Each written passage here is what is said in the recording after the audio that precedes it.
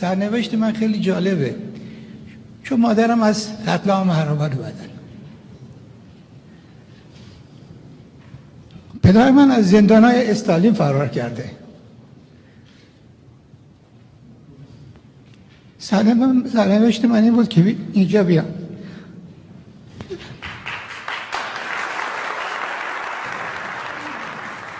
سرنوشت خیلی چیز جالبیه.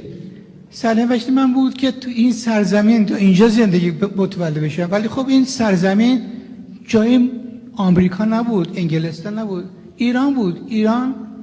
ایرانی بود که از موقع کوروش کبیر، همین ارمنستان 28 تا پادشاه بود. من خودم از اون موقع، نسل من از کوروش کبیره و خودم ایرانی هستم از اون زمان. یعنی جای مختلف یا جای دیگه متولد نشدم، خود همون کشور اجداد من متولد شدم.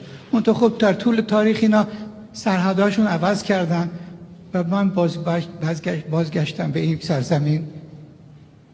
سرزمینی که به من چقدر الهام داد از لحاظ فرهنگ. چقدر خوشبختم که اینجا متولد شدم و مردم این سرزمین آشنا شدم و مردم فرهنگ این کشور آشنا شدم و الهام گرفتم.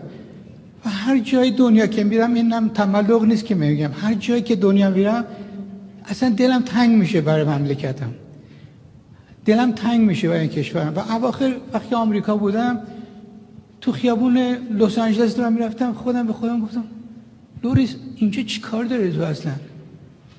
آخه تو که اینجا متولد نشدی، فرهنگ دین نیست، زبون دین نیست، آداب رسوم دین نیست.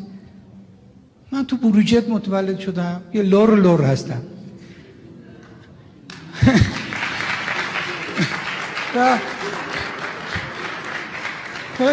و متولد شدم و تو این سرزمین، و این سرزمین از بچگی اون دسته های محرم که تو خیابون میرفتم، من ملودی هاشو می نوشتم که بعدا تو رستم سهراب استفاده میکرد. اون تعزیه و زورخانه که عاشقش بودم، بزرگترین کلکسیون زورخانه رو دارم که تو اون استفاده کردم.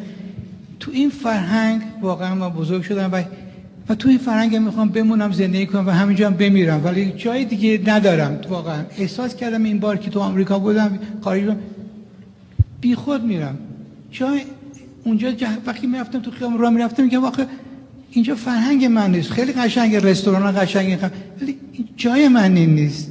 ولی وقتی من تو قوام سلطنه زندگی میکنم که امروز اسمش 3 تیره، از بچگی اونجا بزرگ شدم، اون قصابا رو میشناسم، اون دکاندار، اون میوه فروشه، اینا همشون دور برم، کافه نادری، کلیسای ارامنه، اینا از جاییست که من وقتی من میام بیرون واقعا الهام میگیرم، منظور میفهمم که برای چه زندم.